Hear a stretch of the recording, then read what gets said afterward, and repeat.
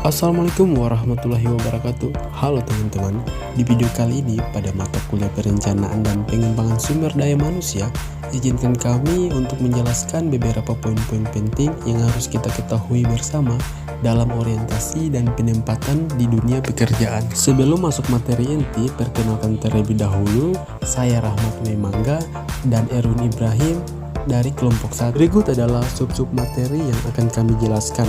Yang pertama ada definisi orientasi. Orientasi adalah upaya pelatihan dan pengembangan awal bagi para karyawan baru yang memberi mereka informasi mengenai perusahaan, jabatan, dan kelompok kerja. Orientasi bertujuan membantu para karyawan baru untuk menyesuaikan diri dengan memperkenalkan mereka di bidang masing-masing. Format dan kegunaan dasar orientasi diuraikan berdasarkan situasi kerja, kebijakan dan aturan perusahaan, kompensasi, budaya perusahaan, keanggotaan tim, pengembangan karyawan, dan sosialisasi. Di dalam orientasi dan penempatan pekerjaan terdapat topik-topik sebagai berikut.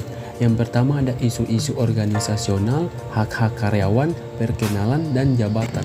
Adapun manfaat program orientasi, yang pertama mengurangi kecemasan karyawan, yang kedua karyawan baru bisa mempelajari tugasnya dengan lebih baik, yang ketiga karyawan memiliki ekspektasi yang lebih realistis mengenai pekerjaannya, yang keempat mencegah pengaruh buruk dari rekan kerja atau atasan yang kurang mendukung, yang kelima karyawan baru menjadi lebih mandiri, yang keenam karyawan baru bekerja dengan baik, yang ketujuh mengurangi kecenderungan karyawan baru untuk mengundurkan diri dari pekerjaan. Selanjutnya penempatan karyawan. Yang pertama penempatan adalah penugasan atau penugasan kembali seorang karyawan pada sebuah jabatan baru.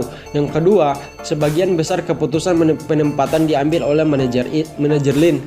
Dalam hal ini atasan langsung karyawan yang bersangkutan.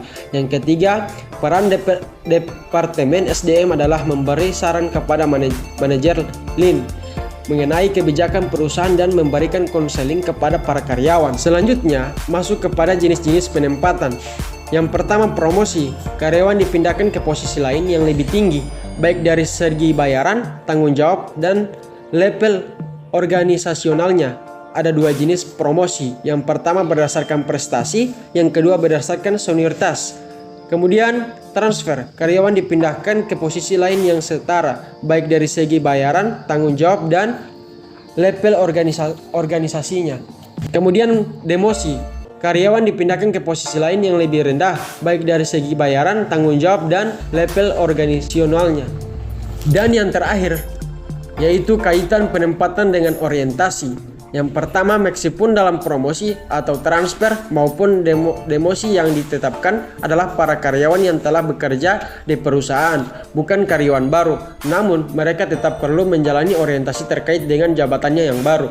Yang kedua, memang para karyawan tersebut bisa jadi sebuah memahami dengan baik mengenai aspek-aspek umum perusahaan seperti strategi, kompensasi, peraturan, dan sebagainya. Namun mereka sedikit banyak pasti mengalami kecemasan terkait masalah interpersonal dan hal-hal yang berhubungan dengan pekerjaan barunya. Baik, segitu dulu video penjelasan dari kami. Sekian, terima kasih.